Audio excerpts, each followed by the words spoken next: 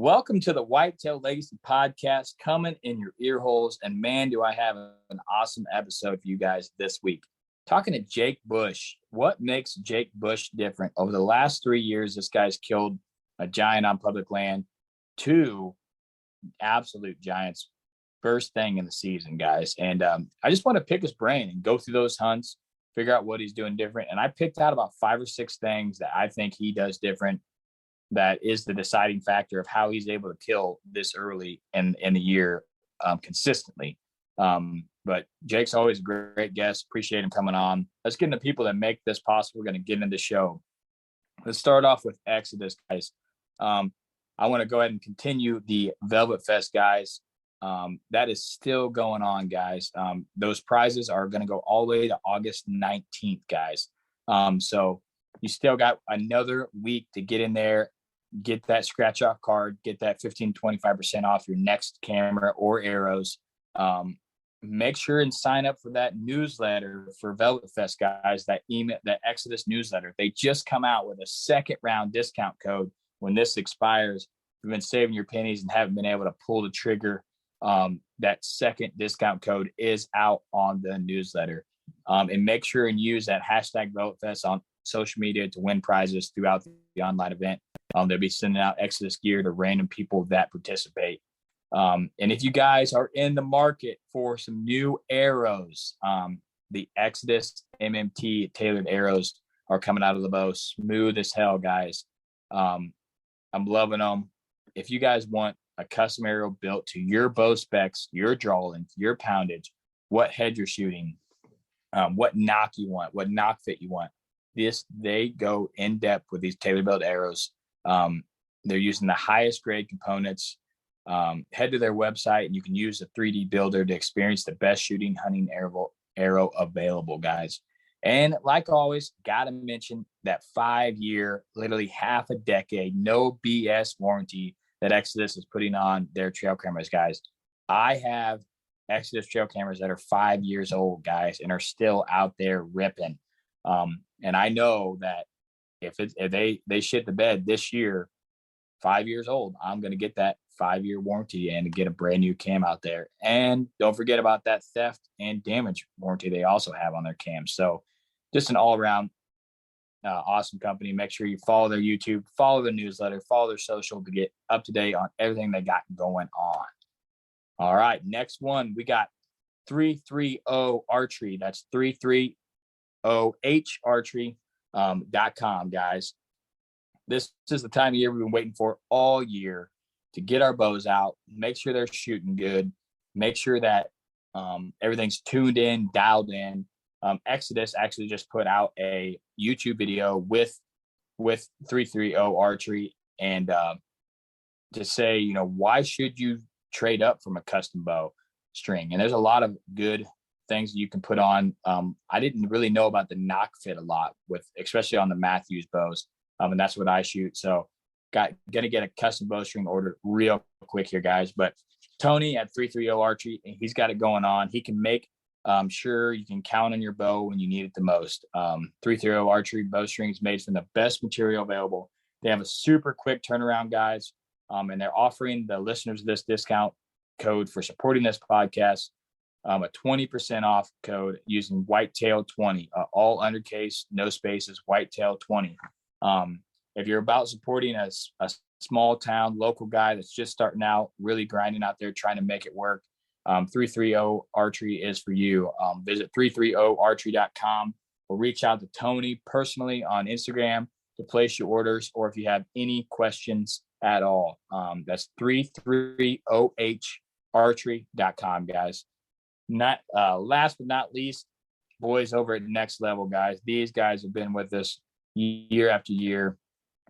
Absolutely incredible dudes. Scott and Nate, they're running a business, working full-time jobs. They're trying to bring you the absolute best deer supplements in the industry. No gimmicks, no hype, no apple, no sugar, none of that shit. What the deer can benefit from. They're carrying the feed, they're carrying the mineral blocks, the soybean blocks, the roasted soybean blocks, the mineral, and this is the absolute best you can get, backed by an actual animal scientist that is, not, there's no gimmicks in this just to try to sell the product. But this is the time of year, man, that if you got feed out, you're going to get the trail cam pics. I know a bunch of guys that are running Next Level. Their trail camera data is incredible compared to mine, dude. Just being able to bait, not only bait, but feed these deer when they're growing the antlers and give them the nutrition that they need is so key. So you can find out anything at nextleveldeersupplements.com. Check them out on Instagram, Facebook. All right, let's get right into the show. All right, we got the early slayer on here, Jake Bush. How's it going tonight, man? Good, man. Thanks for having me on. I appreciate you coming on. I think this is your second or third time being on. Always enjoyed chatting with you, especially the pregame chat that you get that nobody knows. Oh, I got this buck. That's all the secret shit that we say at the beginning. But you recently put a post out on your Instagram that I really liked. Wanted to have you on. We get to see your face a lot now. You're finally getting the street cred that you deserve, out there. I know you're humble and you're like, but I see it, dude. You've been smashing year after year after year. I was just looking back at like 2019, 2000. I'm like, yeah, you're out there killing not just deer, but really, really good deer. But you kind of did, a story of what you did and what you flipped the switch to start making you be so successful. So I wanted to have you on and basically do like an origin story of Jake Bush, or what makes Jake Bush different than all the other guys out there that are trying to do the same thing you doing but aren't near as successful. So do a brief introduction of who you are, and just get right into whatever you want to start with. Yeah, so I'm Jake Bush. I grew up in southwestern New York. I grew up hunting and fishing with my grandpa, my brothers and sister, and friends. It's been a big part of my life. Growing up, it was really interesting because I've always been just like drawn into whitetails for some reason, like whether it was spotlighting with my grandpa or it was taking his Sony Handycam and filming velvet bucks growing up throughout high school and stuff while everybody else was partying. Like, it's always been a big part of my life, and I've always wanted to really figure them out. And I was always very interested in whitetails in general. But yeah, it started out the first day that I could legally hunt. I killed a really good buck for New York with my bow. It was my birthday. And so, it was above average for sure. I lucked into it. It was pre-rut, and he just happened to run across the field, and I ended up shooting him. But yeah, it was kind of different to be introduced to killing whitetails like that, because now I have like this standard that I'd set for myself. And my grandpa and my dad at the time were like, that's the biggest deer you'll ever kill. You're spoiled, and how it goes. I think it was like 115 or 116 inches, but for up there, that's a really good deer.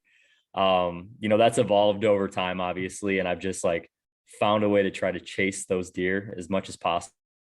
I ended up moving down here to Ohio kind of for the same reason, job and selling my house, and that's what I've been chasing ever since down here, and I've loved every minute of it. Yeah, it's definitely been a ride, that's for sure. So you left New York. You were in the military, weren't you? Or were you? Yep. Yeah, I was in the service for 4 years out in Montana. All right, man, I appreciate that. That's what I thought. I remember when we first talked, you mentioned that. But so you left New York. Is that when you left New York? Is that when you went into the military for a while? So no, I went to the service at 18.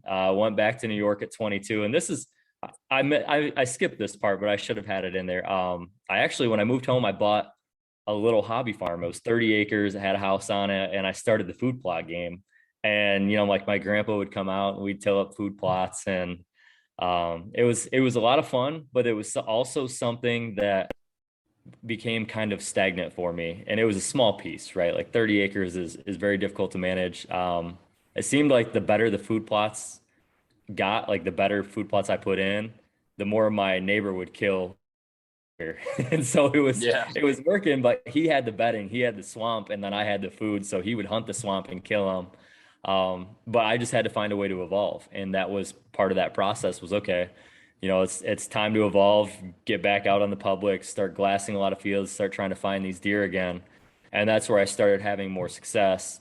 I was like an hour roughly away from where I grew up. So the terrain was quite a bit different. Instead of being as much of the hill country, it was a lot of like more like rolling agriculture with lowlands and swamps and cattail marshes and things like that. So I focusing on a different type of terrain and finding some success doing that as well. And that was a lot of fun. Like I tell everybody, I love hunting swamps now and I love hunting marshes and stuff because it just kind of clicks for me. It makes sense. You know, the beds are, in my opinion, like at least in those areas, they're pretty easy to find. You know, if you look on a map, you're like, okay, transition line, here's a point, here's a tree that's jutting out into this 20 yards, and you go there and you look under the tree and there's a big bed on the root wad. So I really enjoyed doing that. And then obviously coming back down here brought me more back towards my roots of the hill country mixed with the ag or just big woods in general. You know, I grew up right on the foothills of the Allegheny Mountains. So that was just the style that I've always known. And it made a lot of sense for me too. So then you came to Ohio and you're like, when you first got here, you're probably like, holy shit, now we're talking some solid deer here. I mean, that's a big change from, it's just like Southern Missouri. When I go down there, your expectations just have to change. Like it's getting better. Southern Missouri is getting way better because the Mennonites are putting in a lot more ag around where I live. But it's all cattle farm down there. It's just pasture. They're eating acorns and hay fields. You know, they don't have that grain to get that. Like we don't get the mass, you know, like we get in Illinois and Ohio, like that just thickness, like your buck, you know, lash just thick, you know what I mean? And I think that comes from, you know, the better food, of course, better genetics. But so you moved to Ohio. And then what was your first year like hunting in Ohio? So it was kind of crazy. You know, I moved down here middle of June and I had less than 10 cameras to my name. I think it was like 5 or 6 cameras. And I had picked out, you know, over the course of a couple of years, I'd scouted areas throughout Ohio. And I was like, oh, I'm going to go put cameras in these spots. Well, to me, that was like, I'm going to go throw one camera on a hub scrape. Like I'm going to go find a hub scrape and put one camera in this, you know, 20,000 or 30,000 acre chunk of property. So it was a long shot, right? But man, I'll tell you what, I put those cameras out in June, and that first year I checked them a lot more often because I had a ton of time, but I was also just trying to find a deer to shoot opening day. You know, like I'm just in scramble mode, and I was shifting my cameras around a little bit and stuff, but I ended up having a ton of good deer on that first camera pull. I mean, it was like, I want to say total was like 14 different bucks in the month of June on that camera. And to me, I'd never seen anything like that. You know, I had 140-inch deer on that camera in June, never seen a 140-inch deer in New York. So it was totally different for me. And I was like, wow, I can't, this is like that good. It's insane.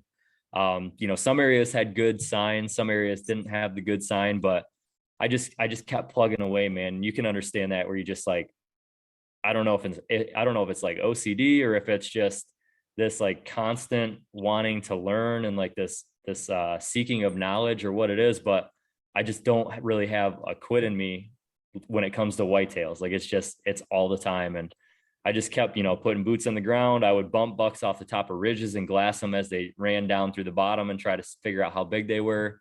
I was doing everything I possibly could. Located a ton of good deer. I mean, I had plenty of deer to chase that year.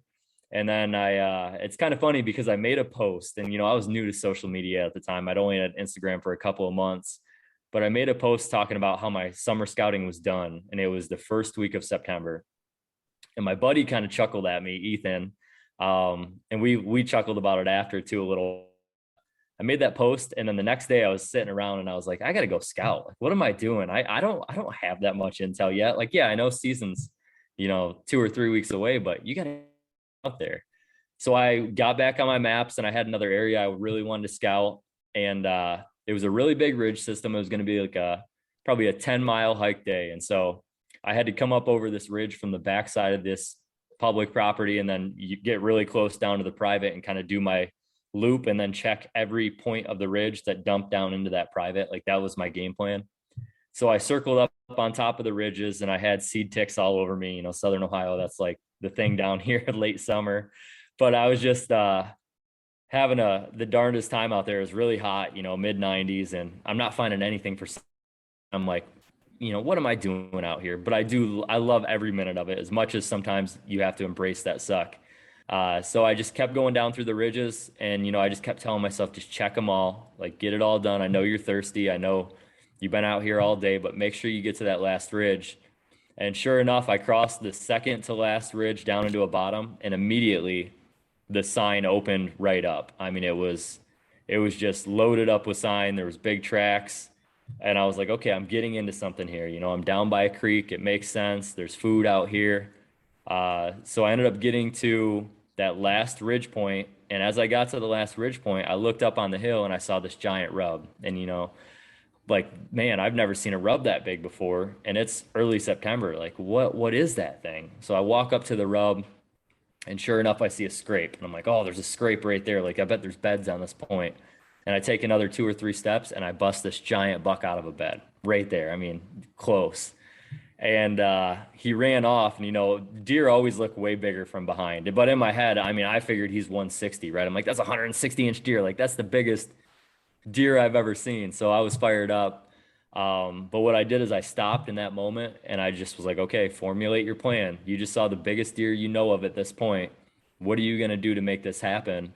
And I remembered from going out that morning, I was like, okay, we have a southwest wind today, and he's bedded right here, and he has a food source right now. If this food source is still here come season, and I have a southwest wind, I'm going to just take a shot at this bed. Like, I'm just going to go for it, right? And sure enough, season comes around. Day one, we had a weird wind. It was something really odd. And it was like 95 degrees. So I was like, okay, I'm going to go try a totally different property, like totally different terrain, more of like CRP ground, flatland. I only saw a doe that night, but I was after a decent buck in there. And at this point, any decent buck is getting killed. Because I'm a New York boy at that point in time. But day two, I ended up getting the wind I wanted. I woke up, I checked the wind. Okay, southwest wind, 8 to 10 miles an hour. It's perfect. I was like, it's hot out. It's going to be a high of like 95 degrees, but I'm going to go for it. Like, why not, right? And so it's like 11 a.m. I drive down there. I stop at Dollar General. I get a couple ice cream cones. I'm eating ice cream on the way there, and I was like, okay, it's hot out, but I'm going to go for it. So park my Jeep at the time, and I had to access the property a way I've never accessed it before. I'd only been in there one other time at this point. I had access from like not a highway, but a main road that was really uncomfortable. I ended up having a run-in with one of the locals that was pretty frustrated that I was parking there, but I'd done my due diligence ahead of time, and I called the game warden, verified like, hey, is this actually public access? And he even told me like, yes, it is, but be careful because I did get a call down there, and there was a confrontation based on somebody parking there a couple years ago. So just like, know you're doing the right thing in the back of your head. You're okay to be there. There's nothing wrong with that, but you might have a little run-in. So I de-escalated the situation, which ended up being fine. Now I get along with everybody down there. They just know, I'm Jake. But yeah, I accessed in, ended up jumping across the creek, going up into this ridge system, and the whole way in, I'm thinking like, okay, I know where that bed's at. I know where his scrape's at. Like, that's absolute worst case scenario. I'm going to make it to that point, but I'm scouting my way in. Like, if I find the right sign on the way in, I'm going to just probably set up on it. And so that's exactly what I did. I scouted my way in. I saw a couple coyotes at like 20 yards that I was like, man, I should shoot that, keep going. And I just worked my way up through there. And sure enough, I get to where that scrape was at, and there was a white oak tree there, and it was dropping acorns. I mean, it's dropping. I'm like, okay, if he's bedded there, there should be no reason at all that he doesn't drop down, hit that white oak, and then dump out to that private ag after the fact. And just, you got to get set up without being seen, without being heard, without being smelled. So, the whole way in, I'm throwing milkweed, I'm verifying him. My wind's good. My thermals are good. The wind is just off. Like, I'm beating his bed by probably 20 yards, and I'm beating that oak tree by probably 5 yards. It's really pushing the limits. The cool thing about those north facing slopes when they get real steep is the thermals never pull. Now, I'm not going to say never, but generally a really steep north facing slope that's shaded throughout the day won't have the same thermal effect as, say, like the sunny side of a south facing ridge, right? Like, that's where the wind's really going to pull, or the thermals are really going to pull. So I knew I had an advantage there. I knew as it cooled down, that advantage would just get a little bit better for me, and I would be okay. So I took a long time getting set up. I mean, I hung off that side of that tree for what seemed like forever, trying to mask the noise of the sticks being attached to the tree with anything I could. Breeze, a squirrel chatter, a bird, like anything that I could, a motorcycle driving by on the road, go up that valley, anything that I could find.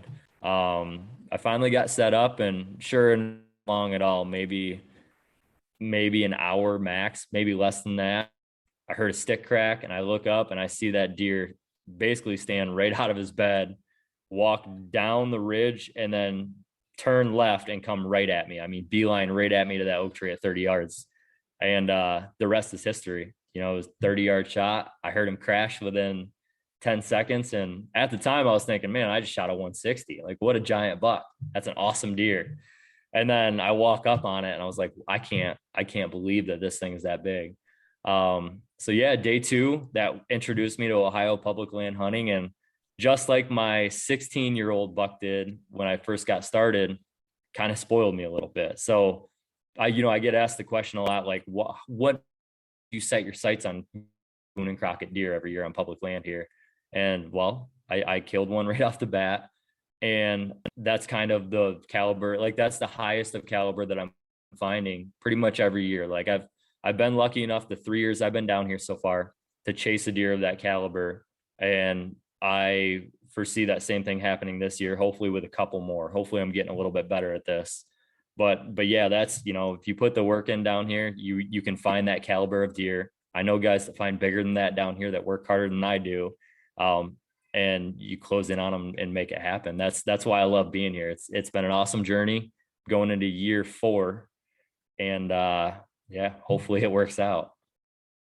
So first year in, taking it back, if you wouldn't have scouted, that last time before season, never would have probably been on that property or on that ridge. And then one thing I really liked that you said is, I've said it on this podcast a lot, the next 100 yards, man, the next 100 yards, like you get there, shit, this is when I thought I need to go 100 more. You're scouting at that point. Like, people are worried about, I'm going to booger this place up. But if you're scouting, if you're on public, there could be a guy 200 yards behind you doing the same thing. So if you don't have the knowledge, you got to get the knowledge. And I think what you said was, you love it. And that's the same thing for me. Like, I'm looking at this ridge, shit everywhere. I got to, slip through thorns and shit, grass to my nipples. I'm like, oh, here we go. I gotta know what's up there, and then the homie, I hunted with him for a long time. He'd always be like, I'd be like, all right, one more ridge. He'd be like, man. I'm like, just get up there. Then once we're there, one time, we know we'll maybe never go back there, but then we know what's there. And that burned me last year on that buck I was talking about earlier. Like, we're hunting him in a spot where the wind is just, it's shit where we're at. We're in the bottom of this kind of gully, no trees. We're trying to play the thermals as much as we can. The access to get there is really, really terrible. And we just hit this wall of thickness that you would have to like hacksaw your way through to get through, and we just backed off. Well, late season, I'm like, all right, here we go. We can get through there now, and I'm still crawling through there, and I get through there and the sign opens up, rubs, scrapes. Oh, here's some white. I've been looking for acorns on this property for 5 years. Here's some acorns, back in here that I haven't found very few acorns anywhere else on the whole entire place. Boom, here's some acorn trees. There's a giant community scrape. There's some rubs. The shit's just clicking. And then it opens up into this like marsh that's open, that's like 100 yards wide by 250 yards long. That's in the middle of this gully. And I'm like, okay, I can probably control the wind here. Like, if it's coming down, there's not a bunch of shit, little spoil hills and stuff that's going to make the wind push all over. I got a 250-yard shot where if it's coming this direction, it's going to go that direction. So if I would have went 150 more yards, I would have knew that last year and been on all that sign and all that, because we were in there during season. That sign was there. Like, we just didn't push that extra 100. And then I found a way out that's better. Just follow the deer trail. I'm like, hell, I'll just follow the deer trail. Found a way out that's better to access to get in there. So I'd been on the deer. I would have had better access and better wind all of 100, 150 yards, and I just pushed out, man. Just was like, I can't, there's no way we can get through that. Like, and in my mind, I'm thinking, how are we going to get through there quietly and hunt these deer? But you don't need to do that every time. You just need to get in there, see what you're working with, then make a plan how to hunt it. Because you might not even hunt it anyways. You could have walked that ridge. It could have been, okay, this is no good. But if you walk it and it's good, then you can start making a plan. Like you said, you had to access different. If you didn't know where that buck was bedded or where that sign was at, and you decided to hunt that ridge, you probably would have bumped that deer the same way you did before. So that extra 100 yards is absolutely killer. And like I said, I think something that makes you different is you love it. Like you just love. I made a post a couple days on Instagram. I'm out there running summer trail cams, literally data that is not going to help me at all. I'm just verifying that they're working at this point. Like 2.5 miles deep, just dripping sweat. It's 90 degrees. I'm like, I'm looking at the clouds and shit. I'm like, I love this shit. Like, this is me, But a lot of guys are like, I'm not doing that. Ticks, you got ticks all over you. You're sweaty, and you got like, there isn't anything that I think I could pull on a card right now that would be like, oh yeah, I'm killing this deer. Like, nothing's gonna help me because we start in October 1st. We're so far out the game. Deer's gonna switch 2 times from now. So. You just got to love it. I think that's something that makes you different, man. You just absolutely love the game, of making it all click together. Yeah, man. You're the same way. I can sit there and listen to that story and hear like all these little details, right, that you formulated. And that's part of that process too. When you really love it, there's no end. Like, there's no amount of information that's going to satisfy what you're looking for. And so it's the constant evolving and learning and trying to just figure one more thing out. And, I'll talk to people about hunting sometimes and I can see their head spin and they're like, man, you're so detailed. And it's like, to me, that's the way it is, right? Like, I want to leave it all on the table. I want to know everything I can. And if I look at like the guys that really inspire me, or that like every year are just consistently getting it done on the deer that they want to kill as quick as possible, they're the same way. They are all just absolutely consumed with the process. They love it. It's not about social media posts. It's not about pro staffs or sponsorships or anything. I'm not bagging on that. Like, all those things can be good as well, but the guys that are really out there getting it done are the ones that are focused on the important things. They're not focused on any of that. Like, one thing that you'll probably notice is, come like closing time, my social media gets real quiet, and that's because I'm focused and I'm just, all my effort is going into very specific things. I'm trying not to waste any time, because like that 2019 buck, I mean, I'm one thought process away from something clicking in my head that's going to tip me off to the next giant buck I'm after. And that's all it could take, right? Like, you could be laying in bed one night and you're either on your phone scrolling through social media, or you're laying in bed looking up at the ceiling thinking about all these different scenarios, and then all of a sudden you're like, oh my gosh, I didn't think about that spot. Like, that could be it this year, right? That could be money. And so I think being consumed with it and really loving that process are going to be the things that really separate people the most. And that's something that, unfortunately, I think you either got or you don't, right? Like, there's certain things that can be taught, tactics can be taught, but you can't teach somebody to fall in love with the process of it, and to fall in love with being, gored by or, like you said, ticks all over the place, or seed ticks, or, there's snakes out and spiders out and spider webs. And bro, spiders in summer, oh my gosh. Yeah, Top dude, that's 5 worst things. They're everywhere. I'm like, there's got to be a bajillion, a legit number, bajillion spiders in the woods. I don't know how many there are out there, man, but as many spider webs as I walk through, I'm like, I got a machete this year. I don't even take it out of the case. I just keep it in the case and just go like this when I'm walking, because it's intense out there, man. Yeah, dude. My thing is like, for some reason, I'll turn around, and as I step backwards to spin back around, spider to the face every single time. Yeah. Just then like, you're like, you go like this. You're like, man, that son bitch is on me somewhere, but I'm just gonna walk and act like it's not. That's what I do. Yep, exactly. And then you get in your vehicle in after. Hood right now, just chilling, laying some eggs, but I'm just gonna act like it's not there and just keep walking forward. I hate that. I love it, but I hate it. Yeah, I hate it too. But like I said, I made that post and I was just out there like, why do I love this shit? I just love it. I'm literally doing nothing. I'm hanging cams to pool 2 months from now that will give me some intel.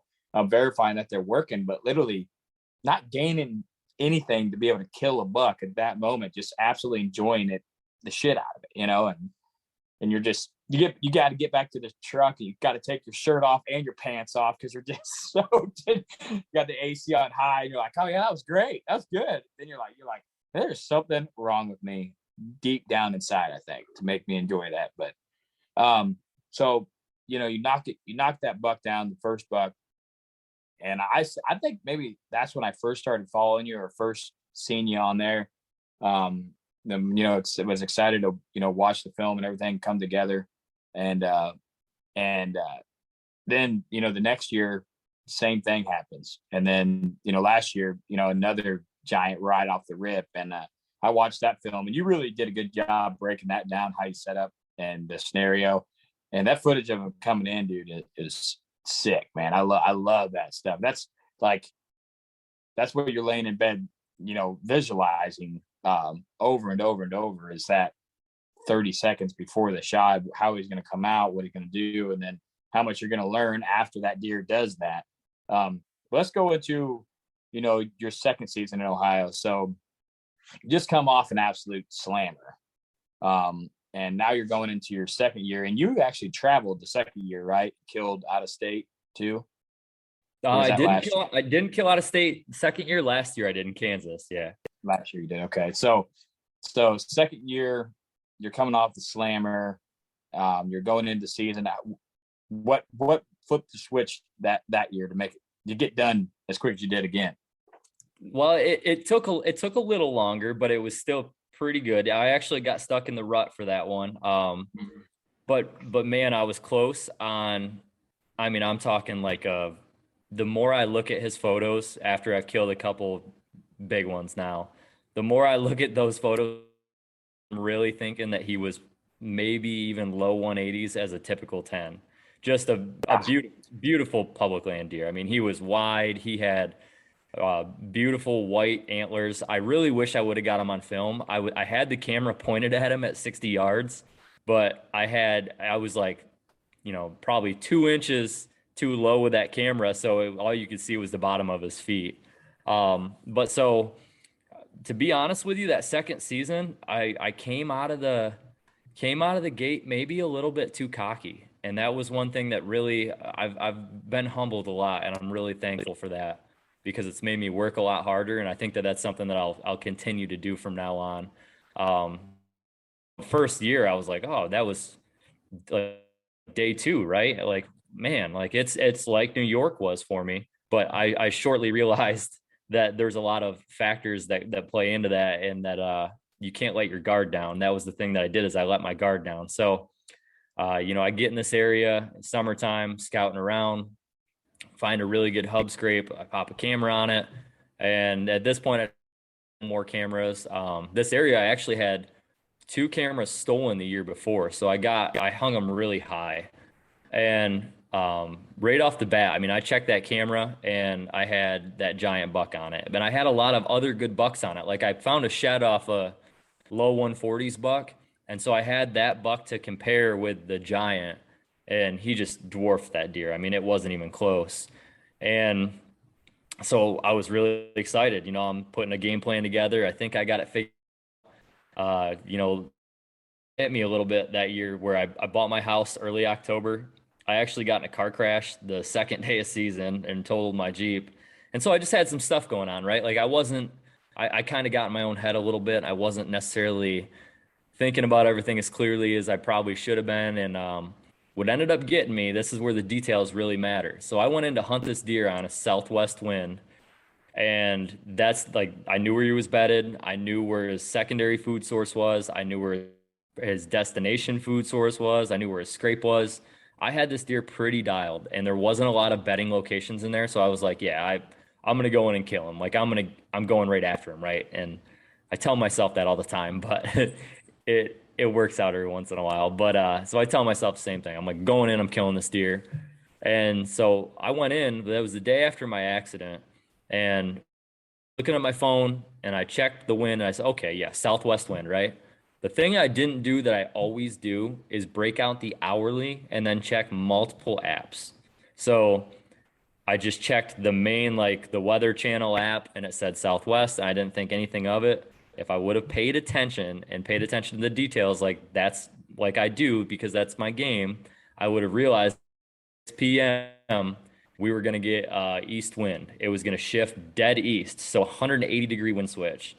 So I go up in this valley and get set up underneath this buck bed. And I mean, the wind's perfect. And it is kind of a hub, but I know how to play a lot of those hubs with like sitting on the next sub ridge over. That way my thermals will kind of pull against anything that's swirling around. And I'll still like, it'll basically, if you get up on those sub ridges in the bottom of those hubs, it'll start to pull whatever direction that ridge is. And you can kind of get away from swirl where it might suck back up in there. So it's good. I'm like, yeah, I can definitely shoot scrape, no doubt about it. I can shoot a couple white oak trees in there. Like I've got a really good thing going on here. And I'm ready for them, right? And I'm waiting. And I was, right about that 6 o'clock mark rolls around. So still early. I hear footsteps. I'm like, oh, it's probably that deer coming down. Well, no, it was a doe, which kind of shocked me, but I was like, oh wow, there's a doe in here. Like I never see doe in Ohio for some reason. And behind her was a old like 100-inch buck. And that 2-year-old's working down and he gets to like 30 yards and he's hitting that scrape and the doe kind of works to my left. And then all of a sudden up on that ridge, I just hear like this crazy sound going on. It sounds like there's a buck in the rut up there. I look up and that deer had tried to stand up out of the briar patch he was in and got his antlers stuck in that briar patch. So he's ripping on this briar patch.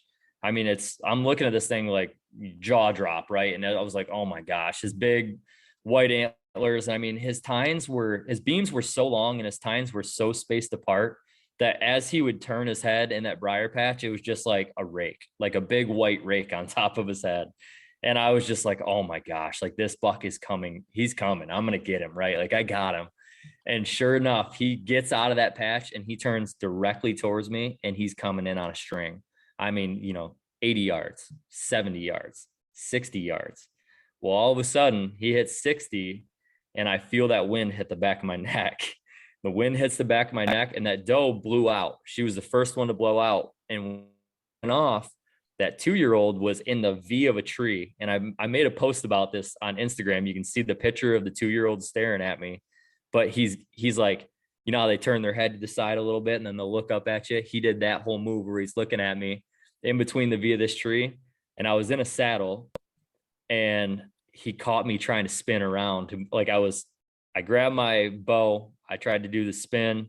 I tried to get my camera arm underneath me and it was the whole setup. I was just off. Like I wasn't in the game setup wise. And that was my fault. That was me being lackadaisical, which ended up costing me in a couple different, obviously ways.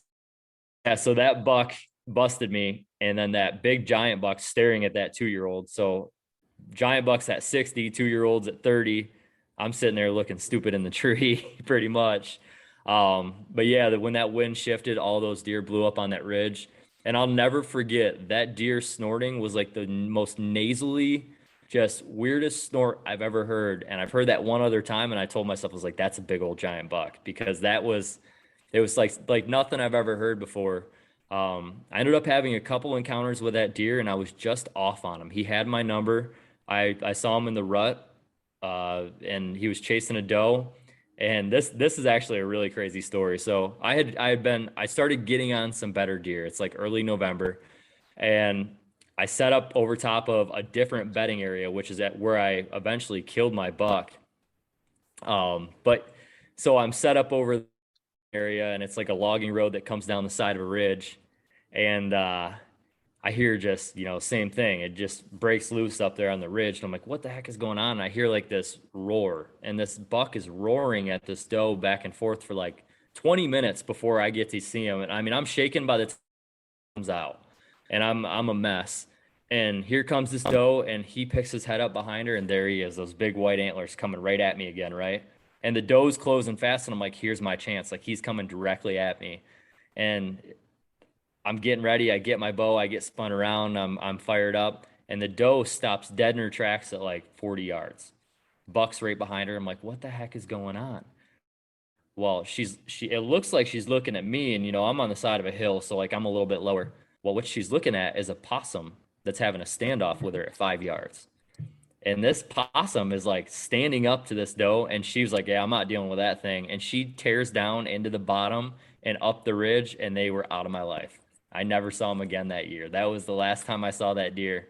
I got to watch him chase her on that adjacent ridge for the rest of the night, just heartbroken over this. I was like, this possum just cost me this giant buck. I can't believe it, man. But I ended up going back in there after him again a couple nights later, and that's when that other buck came through, and I was just 18 yards. I was like, yeah, you're done. It's not gonna happen. But that was kind of a weird hunt for me, man. Like I was very thankful that I killed that deer. Back of my mind, I was like, I kind of gave up, right? Like I would have had all of the rest of November, December, and January to try to get on that deer. And I ended up having him on camera patterned very well in January. Like, man, if you would have stuck it out, like I love late Mhm. season. Late season makes just as much sense to me as early season does. And I just didn't stick it out. So yeah, I learned my lesson there. And it was a good season. I had to grind it out a little bit. I named the film The Grind because of that. That was the longest I've ever chased a deer. And he kicked my butt. He had my number. All right, man. Well, so first off, you love the game. You're in the game. You're not afraid to put the work in, and then you got burned. That's the kicker right there. That's where I'm at right there this year. Like, me and you talked earlier about, my arch nemesis out there. Uh, guy's a Slayer. He listens to the podcast. He knows who he is. That's half the bottom. I say anything on here about the deer, and then he's like, "Ooh, put that in the piggy bank." But yeah. So you get burned out there on a buck, and they whoop your ass. Then you're like, okay, that next year, you're like, I gotta. That's where I'm at right now this year. So coming off of last year, I have never postseason scouted as much in my whole entire life. And I had a chance. I'm out there shed hunting. People are like, what are you shed hunting January 5th for? I'm like, dude, I'm there ain't nobody out here in this parking lot. I'm gonna scout and see what the hell's going on. So when this deer's daylighting again late season and I have him on cam, I know exactly what he's doing. Like if he makes it to late season, I got a real good chance at him, just like that buck. And I did the same thing. I bucked out last year, got kind of pissed off. We were losing a piece of property. So I said, first year with the frame is dying. And then I shot 141-inch 8-pointer. You're like, man, 148 right there. You can't pass that.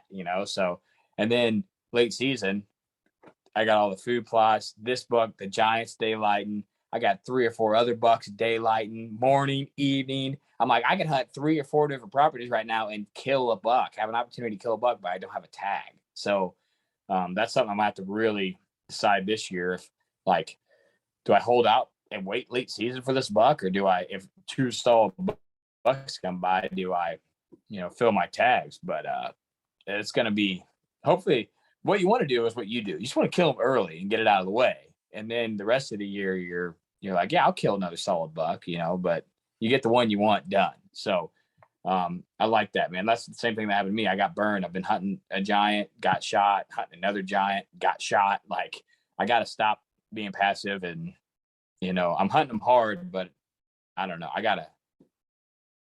I need to do more scouting on this property, and that's what I did. I feel way better about it now. So we'll see. Could be all bullshit going into the season. You don't know on that past season data, that you found until the next year when you're like, oh yeah, all the stuff that I'm seeing is coming together, but be interesting to see. So your third buck. So you got burned. Now you're going into your third season. And I love this buck you killed last year, dude. The thing is freaking sweet, man. I love giant 8-pointers like that. I got one that's similar to that, which a bunch of base trash and shit, but not as heavy and as big, but like right at the 146 mark. But Oh yeah. same thing like that. Called him homeboy. Thought I had him pegged. Went in there early October to try to kill him. Bumped him. Didn't see him again until I killed him like November 8th on a doe. It's just kind of same thing that happened to you. You get that early, that one chance early, and then after that, it's kind of like, wait. But all right, go ahead and get into your third year in that buck. Yeah. So yeah, third year was really getting after it again. Like that's just every year I find myself just falling more and more in love with the process and with scouting and trying to fine tune these areas and just like, I've got my top 5, right? Top 5 spots. And every year I'm like, okay, knock that number 5 off, find a new number 5, hopefully find a new number 1, right? That's the plan. But just keep on scouting, keep on looking. And that's what I was doing, So it was early January. I get in this new piece, never been on before. Actually, I ran a camera there in November, kind of on a whim. And I had some good bucks on that camera, but I never went to the back of this property. So scouting this brand new this new property a lot and start finding old sheds all over the place, right? I mean, not like 1 or 2 or 5. I think I found like 15 sheds in a 400-acre chunk, but they were on like deer trails, like right on deer trails or right on an oak flat. There'd be tines sticking up out of the leaves from years ago. And I'm like, does nobody come back here? Is this not like, you're telling me that at no point in the last 5 years that some of these antlers, that's how old they are, like nobody has walked this oak flat? Because you'd kick these things. They're laying all over the place. And I ended up finding a really nice set in their typical 14 point. And that was actually the deer I was looking for last year, was that buck. And I didn't turn him up until I might have said too much, but I didn't turn him up until recently, I guess. But really far away from there. Like, I mean, I'm talking like 3 or 4 miles. But anyways, so I ran some cameras in there and scouted it out. I mean, I had every bed marked. There's 2 different hubs. There's one that sets up for a southwest wind and one that sets up for like any version of north. Northeast would be the best, but any version of north, there's tons of bedding for that. So I went through the whole thing and marked every bed. And a lot of that was just looking for all these antlers too. Like I was like, oh, I'm in a briar patch. Like, oh, there's a bed mark. There's a bed mark. Like, what can they see? What can they smell? What can they hear? Doing the whole process I do. So I spent a ton of time in that spot. And the reason I did is I had a lot of areas that I was really confident in already that I'd scouted good. So I was trying to make this my number 1. I was like, this has potential to be number 1. Figure it out, make it right, get all your intel now. That way, all you have to do is throw cameras in here, verify a target, and you know what's going to happen. Like you can go make a play on him. So all summer, this was kind of a weird spot because I had service. So up on top of the ridge, I could run a cell cam, which is rare for Ohio. We just don't have service anywhere. So the whole point in running that cell cam, there was a scrape that was in between the 2 hubs for the north and south bedding. So what would happen is like if I had a wind shift, I would generally catch a decent buck midday crossing that scrape. I'd get him on camera. Well, I got that buck on camera one time and it was way early. He wasn't grown out nearly what he ended up being, but I could tell like, okay, big G2, like, big G2, and then 2 or 3 brow tines on that left side. And I was like, ooh, we might be onto something here. Let's see what it's early. It was June at the time, I think. Let's see what happens. I never ended up getting another picture of that deer until like 2 weeks or a week before season. I mean, it was close. I don't remember, but it was really close to season. And it was actually when I went in to pull those cameras. So the way I pull my cams, I set everything up in June. I go out in September and I pull them, but I pull my best cameras last. My number 1 spot gets pulled the closest to season because I want that intel. I want like what is happening right now. I don't care if it's the day before season. What's happening right now? What deer is in here? And also when I'm in there, okay, what food sources are hot? Because that's going to dictate the exact bedding. So that's, I'm trying to formulate this game plan, right? So I go in, I check all the cameras, there's not a lot going on. I get to the last oak flat in the back of this property that sets up for that northeast wind and check that camera and bam, I got him on that camera. Well, that oak flat was hot at that point in time. And there was a scrape that had been there for forever. I mean, on a beech tree, it's been there for as long as you can imagine. It's got a couple saplings that have actually been like tore in half from bucks, like either rubbing them or getting their antlers tangled up in them over time. It looks right. Like, when you get to those specific flats, you're like, oh man, this is this is something special, and it's like kind of a terrain feature. It's kind of a pinch. So I was really excited about that. I had a game plan going into the first day. I was actually going to hunt that deer in the opposite hub on a south wind or a west wind or anything like that. But I ended up getting the phone call about my dad. So I went up to New York, did the thing with family and got some things figured out. And the day I killed that deer, I actually woke up early because I had to work the next day, packed the family up. We're driving home. We get home at like 12:30, 1 o'clock. And I was like, you know what? I'm just going to check the wind. And if it's right, I'm just going to go. I'm going to go out. It's hot. Like, I don't care if it's hot though. It doesn't matter to me. But I checked the wind and it was northeast. And I was like, you know what? That deer is there. Like, I just immediately, it's hard to explain, but like, if I get the conditions I need, almost immediately the hair on the back of my neck just stands up and I go into like kill mode. Like, I forget every other thing going on. I'm like, that deer's there. I'm going to pack my stuff up right now. I'm going to go kill that deer. Like, there's any doubt immediately leaves my mind. It's like full confidence mode. Even if, like I said, it doesn't happen even 20% of the time, every time I go in there, that's what I do. I just like put on, I'm going after him.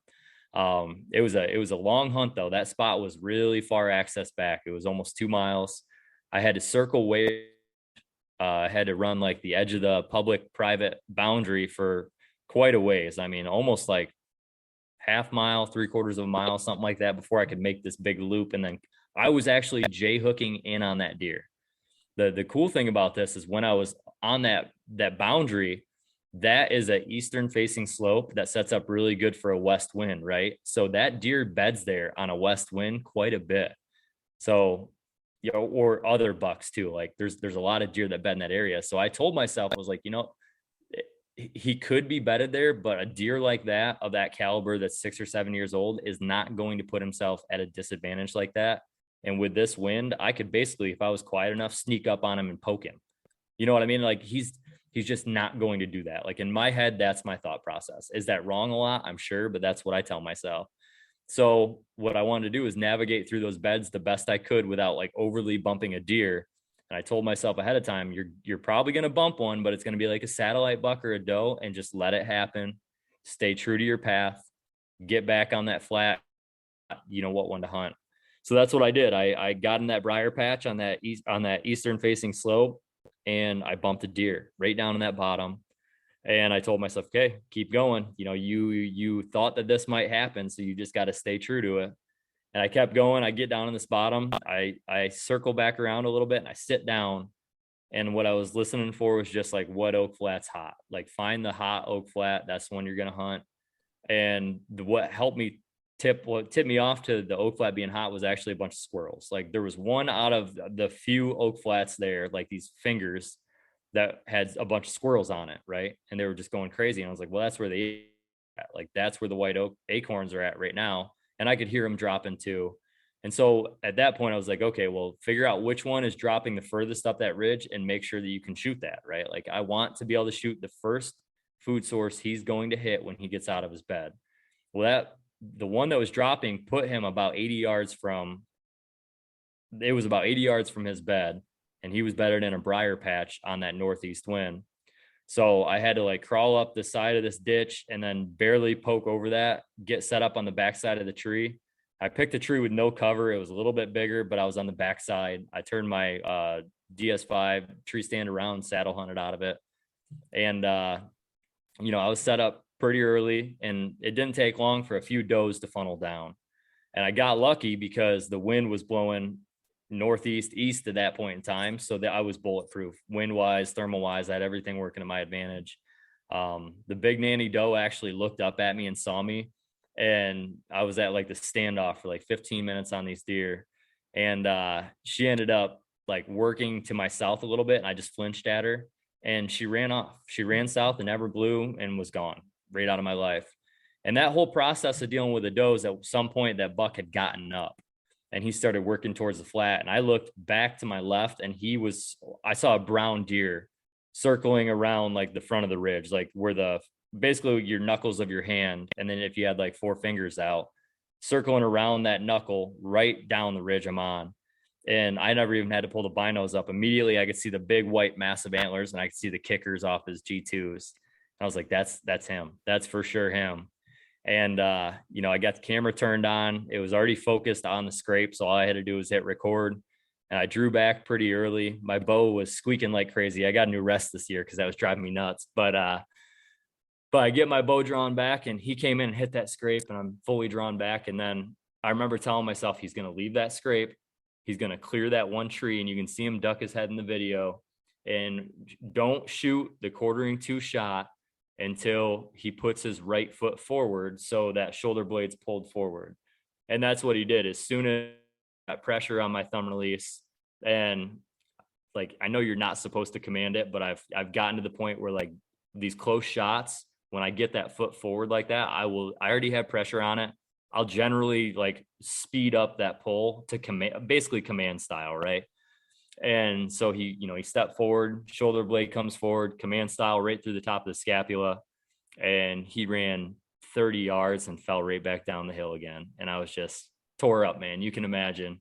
But yeah, that was a big hunt for me. That was definitely for Dad. That was an important one. That was a spot that I was actually going to put him that year. He's always wanted to kill a big one, and man, was I finding some big ones for him. So that probably would have been a deer that he was going to at least get the chase, right? And just the opportunity to chase a deer like that would have fired him up. So I called it Dad's buck. That's what the film's called. And yeah, it was a cool hunt, man. It was something. It was it was a really long, hard hunt, but that was probably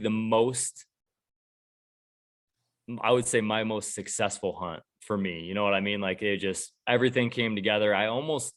It's the first time it's happened to me to that extent, but I could almost like draw up and play out in my head before it happened, like every step that deer was going to take. Like I thought I knew where he was bedded. I thought I knew how he was going to come around that ridge, how he was going to check that scrape, and then take a couple steps before he put that right foot forward. And I mean, it played out perfect. And I was just sitting there waiting on it. And it felt like a dream almost, you know what I mean? Yeah, I love it when shit happens like that. Like my second buck last year, I'm like, this buck's gonna come in, he's gonna J hook. I'm gonna have to shoot behind me. That's exactly what he did. He came in, looked towards the scrape, walked directly away from it, 15 yards, then started circling it to get downwind. And then when he's doing that circle, he had about 10 yards till I was busted, and I had my hole right there. I'm like, with that deer, I went in. We actually smelled that deer bedded on the ground, and I was like, shit. We hung, and it started raining, and I'm like, oh, dude, he's coming. He's gonna come hit this scrape. I freaking guarantee it. Light rain. Then he J hooked in, and it was funny. Homie was filming it, and he was walking away, and he's walking away. I'm like, perfect. So I'm spinning around. I'm like, that's exactly what. And he's going to come right back to me. He came right back to me. Like I said, you see a spot and then you visualize it in your head. And now sometimes I visualize shit, but I don't have the confidence to say that's exactly what's going to happen. Now I hung a stand there because it's private, and I hung it for that exact scenario again, because I'm like, okay, that was a mature deer. He J hooked in here. Now I'm on the backside of his J hook. So instead of shooting him when he comes in, I can still shoot the scrape if one comes in weird, but I can shoot that circle, that 15, 20 yard circle that he does coming in. But that's another thing I wrote down here is you love it. You're not afraid to put the work in. You got burned, and then you don't second guess yourself. You're hella confident, when you're feeling something's right, you're saying that's right. No matter what it takes, I'm going to bump deer.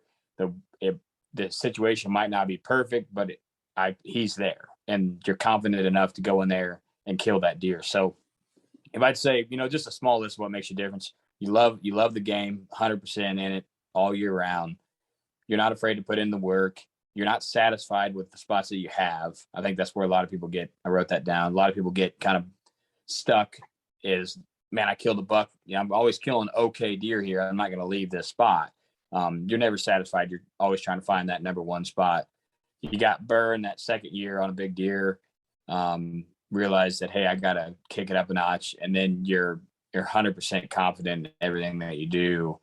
But I think that confidence comes from the work that you put in, prior.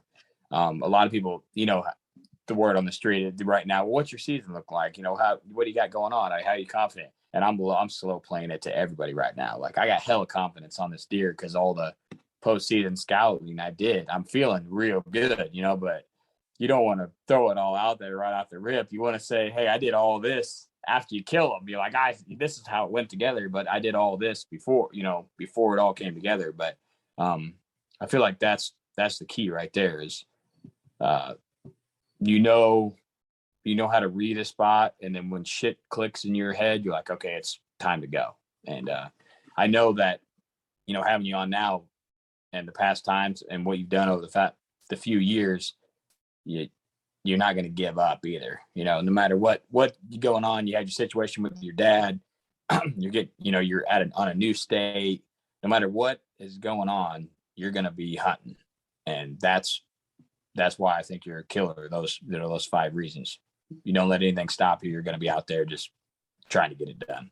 So, well, man, I appreciate you coming on, dude. If there's anything that you could say to a listener out there that wants to really step up their game, what do you think it could be?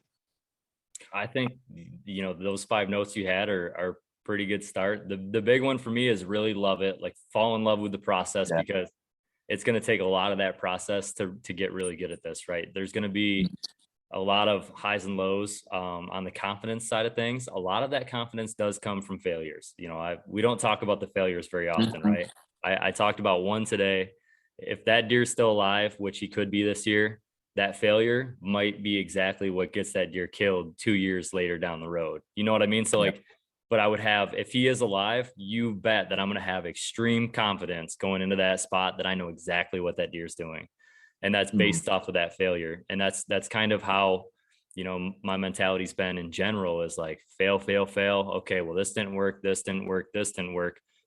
I'm staying true to what I believe in. And like those spidey senses are evolving. It just starts to click in a sense where if you sit out of the game, if you're not confident, if you're not making like very based decisions and very like specific decisions, you're not going to have the learning lessons. And that's such a huge part of it. Like if you have to have that confidence, even if it's a face. And I've talked about that quite a bit. We're like, put on the face, get out there, say, okay, I put the work in, that deer's there. I'm going to go try to kill that deer in that spot.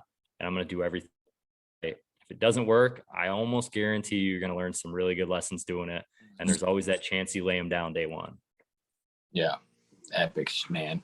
We killed a buck off a bed last year, day one. And it's freaking magical to be like, man, the shit all came together like exactly like textbook, like fairy dreamland out there. October 1st, you got a giant public land buck down right off the bed. And it's like one of those spots, like you said, you walk it late season. We walked it in season, and we're like, man, we're messing up not being in here, and it was too late then. The sign was already laid down.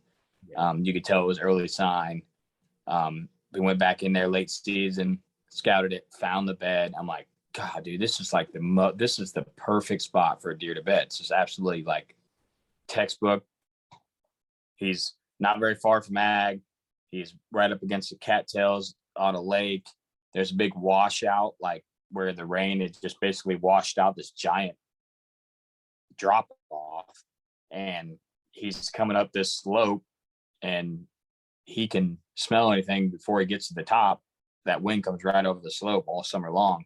And we ran a trail camera there, and he daylighted 17 days in a row before season, coming right out of that bed. Same trail, once in the morning. So we're like, okay, morning's not key. Wasn't even getting him coming back that way in the morning, but every evening we had a bet going. I was like, all right, what time do you think it's going to be tonight? Like we were doing by the minutes, like he was there so long. And then went out there and killed that deer 3 foot from that trail camera on that exact same trail, doing the exact same thing. It was just like, man, the shit just came together on that one. But it don't always happen like that. But with all that going on, when homie woke up that morning, I called him and I said, dude, you're killing this buck tonight. Like you're leave work early, get your shit ready. He came and got my my stand, went out there. I had a little better setup than his, little quieter. I'm like, go in, hunt like this. It was raining. I'm like, dude, this is perfect. It's gonna be quiet. I said, just take your time. We already had the tree picked out. I'm like, dude, this is money, and it was perfect. But you don't get those hunts very often. But we wouldn't have went in there and scouted and wouldn't have, been 100% confident. Opening day evening when it's hot, dude, it's hard to push yourself to go. There's just something that's been ingrained. I don't know if it's when the jury's releasing so much content, like don't hunt October, don't hunt when it's hot, wait for the front and all that. A lot of that's witchcraft for private land giants. It's not the same out there for every deer. And that deer and your deer, most of the deer that you killed, it was hot as hell. I mean, it's just early. So, but I appreciate you coming on, dude. This was an awesome episode, and I know everybody's going to really enjoy it. Yeah, thanks for having me on, man. All right, guys. Well, I hope you enjoyed that episode. I really enjoyed it. He said some stuff in there that I jotted down. The guy is just so involved in whitetail when he speaks. There's little tidbits that I picked up throughout the whole thing. But I really enjoyed this episode. Got huge respect for Jake Bush, what he's done over the past few years. Can't wait to see him in 10 years down the road, absolutely out there slaying. Make sure and follow him on social, follow on him for his films. Guys actually out there slamming giants on public every year. And guys got big goals, guys. And he's the kind of guy that's got the worth ethic to get it done. So like always, we love you guys. Thanks for tuning in all the way to the end. Really appreciate the couple guys that left a review on the show, man. Love to hear from you guys. If you could, anywhere that you're listening, leave a review to the podcast. Tell me how I'm doing. I'm out here on my own now.